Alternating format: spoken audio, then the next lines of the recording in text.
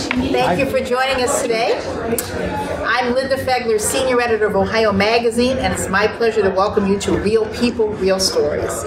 I'm proud to introduce our two authors who indeed have riveting stories to share, Jeni Britton Bauer and Nancy Petro. Thank you so much for joining us today.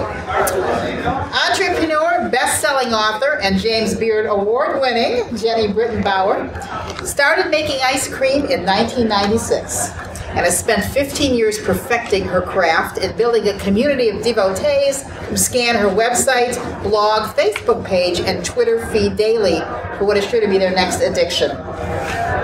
Her creative, innovative, and nuanced recipes are inspired by the ingredients available any given day at the market. At Jeni's, everything is made by hand and in-house. They even handwrite the name of the ice cream on every pint. There are currently 8 stores in Central Ohio, 1 in Chagrin Falls, Ohio, and 1 in Nashville, Tennessee, as well as clients throughout the country. Jeni also has a thriving mail-order business, and Jeni's Splendid Ice Creams at Home is her first cookbook. Thank you for being here, Jeni.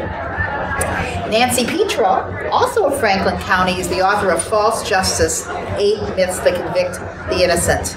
Nancy, a Phi Beta Kappa graduate of Denison University, has more than 35 years of full-time experience in marketing, publishing, and business management. She played an active role in the political career of her husband, former Ohio Attorney General Jim Petro. She shares Jim's unsettling awakening to the issue of wrongful conviction and worked with him for 2.5 years on the book, False Justice, 8 Myths That Convict the Innocent. She continues advocacy of that book with a focus on increasing awareness of wrongful conviction and the importance of criminal justice reform. Nancy is a Tiffin, Ohio native and currently makes her home in Columbus. Thank you for being here, Nancy. Thank you.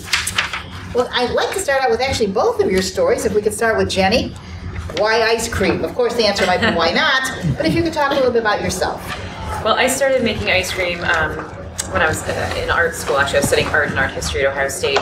And I was thinking about maybe going to pastry school, and so I started making pastries at home, and ice cream was like the second thing that I made. The first thing I did was, the first ice cream flavor that I made was a cayenne and chocolate, but I knew nothing about the history of the Aztecs and the Mayas and all this beautiful, with stories behind hot chocolate.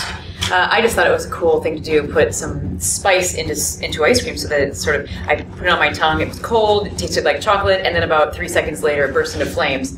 And so from that moment on, and I sometimes think of my life as moments that are these really important moments that sort of set you know, your course. That was the big moment for me, and I got hooked on ice cream. So then after that, I was at Shop the North Market for all of my ingredients, and started my first business screen 6 months later at the North Market, and just started making ice cream out of the ingredients that were in the North Market, which is, you know, the most beautiful ingredients in Columbus. And I still have a shop there today, and I'm still working with many of the same farmers that we worked with back then for our strawberries and blueberries and all of the ingredients that we get from Ohio. Wonderful. Nancy, how did your passion for your cause ignite? Well, I think it's interesting here that we're probably both authors that never envisioned ourselves writing books. I'm gonna guess, and that's certainly the truth with me. You know, I've been the sidekick for my husband in political life now we've been married for almost 39 years. When Jim was the elected Ohio Attorney General, one of his initiatives was to try to make Ohio nation leading in the use of DNA to solve crimes. And he did a number of initiatives, including gaining authority from the legislature to take DNA from all of Ohio's felons, put them in the National Database of Crime Scene Evidence, biological, and kaboom, you have a lot of matches, and we solved a number of unbelievable cold cases. Central Ohioans remember the Stephanie Hummer case, Ohio co-ed, murdered, and that one was cold for 13 years, and just by entering that information in the database, it was solved. So that was great, but then one day he got a call that said, we've got DNA that excludes a man who's in prison in Ohio for life for killing his mother-in-law, raping his niece, and the DNA excludes him, and yet he's been through pretty much the appeals process and has not gotten any reversal or anything. And so, because Jim believed in the reliability of DNA, he looked at the case and he was stunned This is a fourth-decade lawyer who all of a sudden is learning something new that we really do sometimes convict totally innocent people. That was Clarence Elkins. And Clarence's wife knew that he hadn't killed her mother, and she wanted to find out who did. And it was an absolutely fascinating story that you couldn't make up, which is the first 30 pages or so of this book, but it was also our introduction to wrongful conviction. And I was just haunted by this. I mean, certain things, there's so many things to worry about in life, but this one really struck me. And so I'm sure that that was the context, but I will tell you that in the middle of the night one night, I was almost jarred awake with the notion that we had to write a book about this. And so I waited for Jim to wake up and said, guess what, we're writing a book. And he was surprised, but that's the beginning. And then we spent about 2.5 years working on it. And I wanted to get into that. Can you both talk about your journey into the world of publishing? Because this is your first book for both of you, correct? Although yours is now going to be in German as well, right? That's right. Yeah. I have the German version here. Right. I'm carrying it around because I got it in the mail yesterday. Could you talk about that as being sort of new authors, certainly experts in your field, what that journey was like getting that book out from the idea of I'm going to do a book to seeing these books in front of you now? Can you start, Nancy, and talk about that a little bit? Yeah, I think the grace of God, I have to, it's just amazing. It started out as this terrible research paper because really it was a vehicle to try to answer questions. And I had an opportunity to kind of, and it's no connections whatsoever. I actually got a book, someone gave me a book on thinking like your editor, which was written by an agent. And so I read the book and followed it. And, then I sent the proposal by email to the author of the book. And I said, I followed your rules. I did a proposal. Will you be my agent? And she got back and said, you did a great job. And no, I could never sell that book.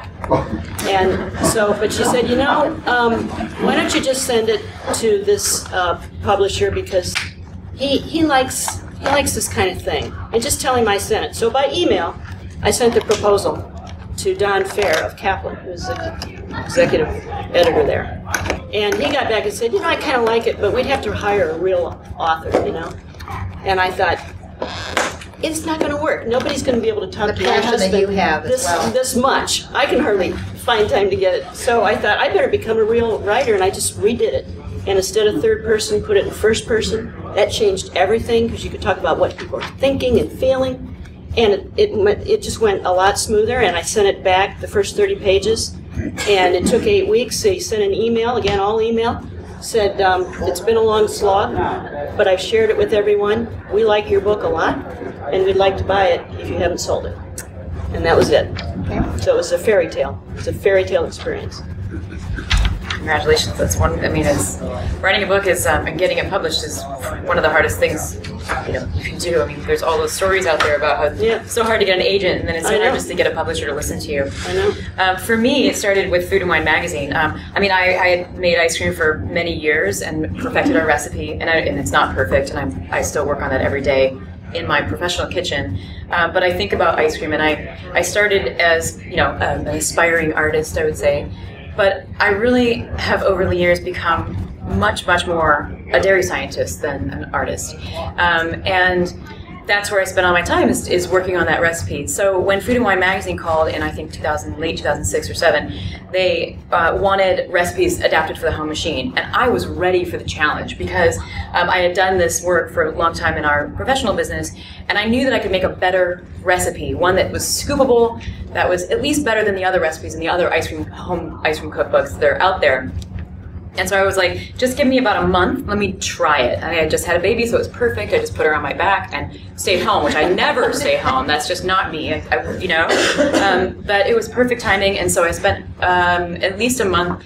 I did over 100 batches to try to get this recipe at least a little bit better than the one that was out there, a little closer to what I produce in my kitchen. And after about 100 batches, I sat down with my husband and tasted it, and it worked because it's not about flavor. It's about the texture of the ice cream. It's about how it scoops, how it sits on a cone, how long it takes to lick it off on a hot day. And those are the things that I think about when I make ice cream, and that's what I wanted to achieve at home. So when I did it, anyway, published in Food and Wine magazine. The response was overwhelming. I mean, people were making it all over the country, all over the world, and emailing me, and that was how I got introduced to my agent. And then I started thinking about a book. I wouldn't have written the book if I didn't get that texture right, and I wouldn't have published in Food and Wine if the texture hadn't become and that's a challenge something that I wanted to chefs put my name on. As well, getting that recipe from batches and batches down to the home. I know we get a lot of recipes at Ohio magazine. Sometimes the chefs have to think, it's not as easy just saying, well, instead of this, how many cups I'll whittle this down. It doesn't work that way. Yeah, and ice cream is a very complex science. I mean, and talk about that, if you dairy. How complex that is. Well, when I think of milk, I don't think of, or even ice cream, I don't think of milk, cream, vanilla. I think of milk proteins and how we work with milk proteins. I think of all the components of milk. That milk is 87% water. What does water become when it's frozen? Ice crystals. I think of sugar and how, on a molecular level, to connect all of those ingredients, all those components together so that they don't become ice crystals in the end, and so that they have elasticity. So I work with different sugars. It's how you cook the cream. And we do this at work too. The way that we pasteurize, low temperature batch pasteurization, makes smoother ice creams. So that's what it's about. And I tried to keep the chapter on the craft, the science, short, because it wasn't in the beginning, but I wanted it to be very accessible, and that was the whole point. It was not meant to be this big sort of fussy book. It was meant to say, you don't have to know any of this stuff. You're going to have great ice cream at home, and you don't have to follow my flavors. You can do whatever you want in flavors, but you're going to get great textured ice cream on your machines. Well, you touched on it a bit, Jeni, but can you both talk about the challenge in sitting down and really writing what is your first book, and how the creative process worked for you? Nancy, do you want to start that? Well, I've never had a writing course. I never went to a writing seminar. And I had friends who knew that I wanted to write this book and say, come with us, come to the writing seminar, come. We've got a group of authors, and nothing against it, but I just thought, I just have to write it. I can't keep talking about writing it. I can't keep thinking about writing it. I just have to sit down and write it. And so every day, and then especially then when we had a deadline, I realized I've got a job to do, and I would just sit down, and I don't think I didn't wait for the mood or anything like that. And a lot of this was research. The writing part was the fun part. It's not that I don't like research, but there was quite a bit to do. And I say that ultimately, I tried to make it a narrative of stories that people would be pulled through the book by the stories. But I also wanted to weave in, everything we'd learned looking into this, because it was astonishing. It was shocking. And so there are two threads. And so that, but to do it, you just sit down every day and you work. Can you talk about some of the places your research took you, and sort of how you put your thoughts in order as you did this? That's a very good point. I don't know that there was any methodology to it, but the book, in addition to, it covers 3 Ohio cases of wrongful conviction. So for that, I read all the transcripts, all the appeals, everything that, medical, anything I could get my hands on for those 3 cases. All 3 of them were championed by an investigative journalist. So there was a lot of newspaper information on all of them. Jim personally touched each case in one way or the other. In the first one, he was drawn in by the Ohio Innocence Project to try to do something. In the second one, he was the Attorney General who was on the other side of the petition to get compensation for Michael Green, who had spent 13 years in prison, being wrongfully convicted. And his job as Attorney General was to represent the taxpayers and to try to keep this fair. And the third one was, he was drawn in to be, after his Attorney General, being pro bono attorney for an Innocence Project case, in a case that had no DNA. And just what went on with that. In your mind, you do want to be sure that this person is innocent before you commit yourself to that sort of thing. So I don't know if I've answered your question, but I tried to read every available piece of information about these cases. And then they're not the only ones either. Then there are other cases that illustrate what we call the 8 myths. That's the last 25 pages of the book, and those are illustrated by quite a bit of factual information as well. And Jeni, of course, you're busy building your business. Were you doing home testing on the side, or how did you make time for that during the day and the evening? I'll tell you, the baby. I mean, first of all, I didn't think that I was going to write the book. I thought that I wrote the proposal, and I did that at the library. Actually, I had to get away from the business and just and I did that over about 6 weeks. But I didn't have any. I mean, I don't think of myself as a writer at all. And so when I turned in the proposal, and I had 7 publishers interested in the book, and it was a wonderful process to go through. We had the book actually went to auction, which is kind of rare in the publishing world, I'm told. And we didn't go with the highest bidder. That's just not the way we operate our company. I went with the person that I fell in love with, and that's Anne Bramson at Artisan to be my editor. Okay. And so we got to write the book that we wanted to write. And Anne said, I want you to take a stab at it. And I was like, oh, no. No, I'm just going to put together all this stuff, and I'll work with somebody else. And she was, just try it. I mean, it's and she nurtured that process, and I did, and I tried it. And it was the hardest thing I ever did. But when I had her there sort of championing me and the voice that she could see that you can't see your own voice, read it, I did. And it was overnight, and it was weekends, and I put together a team. We do all of our artwork in-house and copywriting and all of our branding and all of our marketing in-house, which is part of the fun of making ice creams and creating artwork to go with them. So I had a great team, and I have an R&D team, so we built a little test kitchen and with only home equipment, and we just set to work in that kitchen and on paper. But one of the hardest things is organizing everything. I mean, it sounds the same with you. You're also, I mean, just keeping it all together. And recipes, you can't see recipes. You can only read 2 or edit 2 at a time, and you have to put it aside and go back. There are 120 recipes in the book. And so just looking at the little numbers on the page, there's just so much of that went. And then the stories were easy because I could write, I just wrote sort of, I don't use grammar when I write, I just write, right? And I've learned that was a great thing because I can get help with grammar. But you get your voice when you just write, let it flow out. And so that's what I did with the book. It just kept going and going.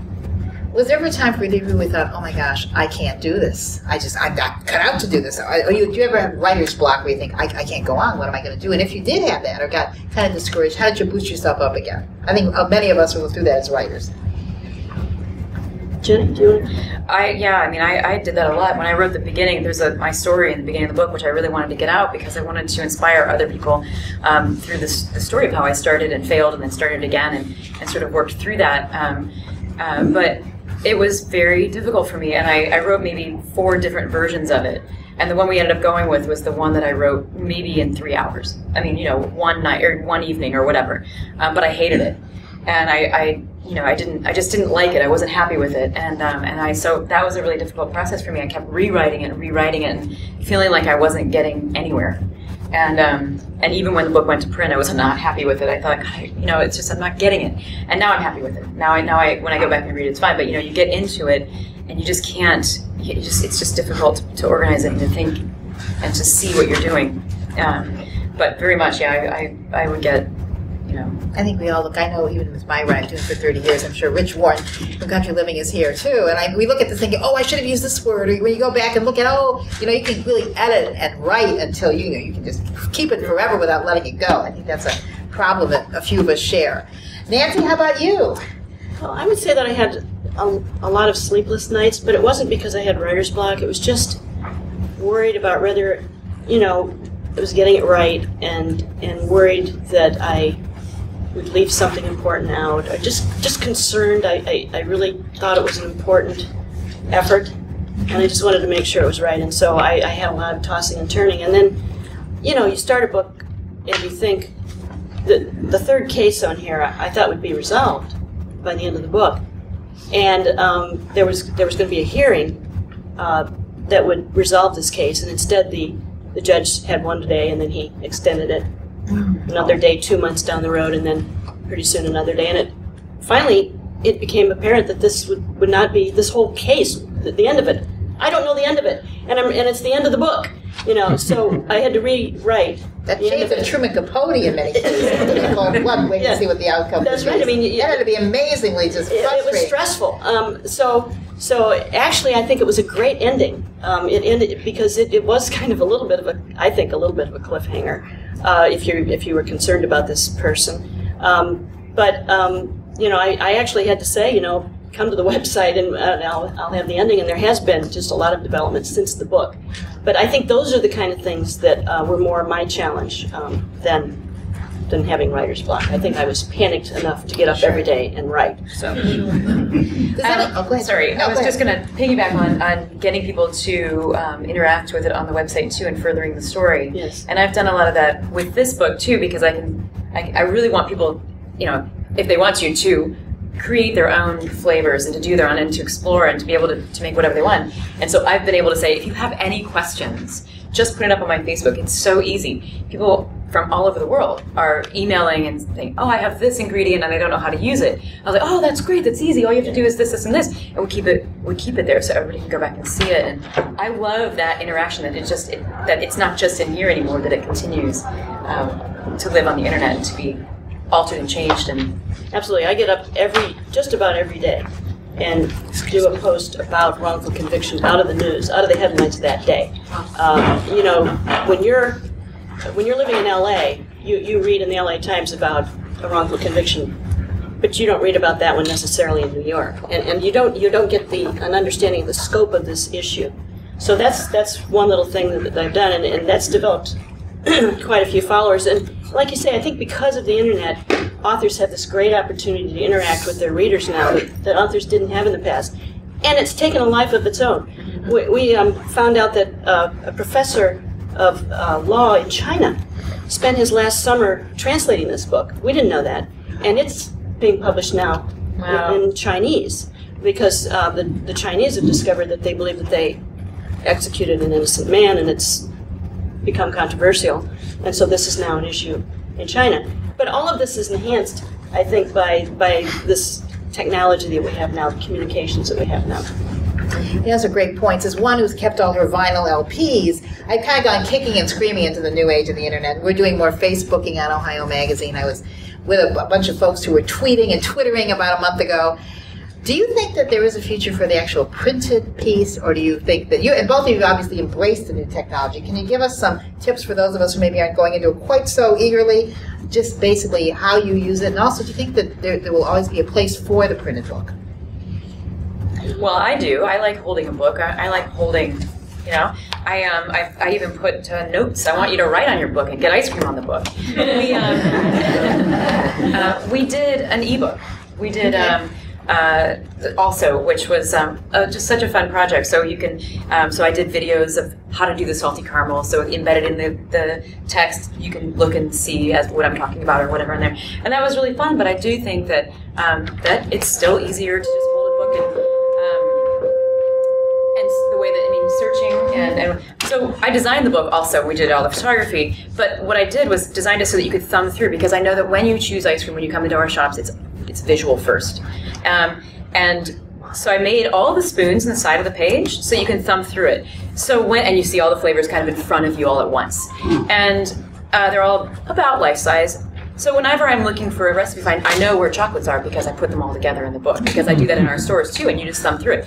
That feels different to me than looking, even at a very beautifully designed ebook. It doesn't substitute, I don't think, for a book. And I like reading on books. I have a Kindle and I have an iPad, but I like reading real books. I like the smell of books, and for me. I'm the same way. We were doing a Barnes & Noble book signing, and a smart marketer at Barnes & Noble came up with the Nook with our book on it. And I said, I've got to have it. And immediately bought it right there. And I have not used it yet, and I know that someday I will. I keep telling Jim I'll use it.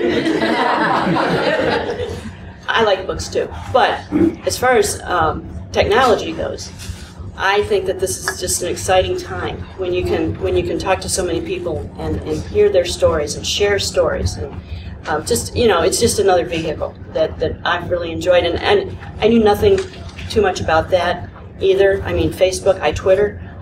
I never thought I would Twitter, but I Twitter, and I use all of those, and it's amazing how stories. In fact, I then was invited to contribute to the wrongful conviction blog, which Mark Godsey of the Ohio Innocence Project has just started, and it's got professors of law from all over the world. So now it's become a world dialogue, and it just wouldn't have happened without the technology. Does anyone have any questions right now for either of these ladies? You like?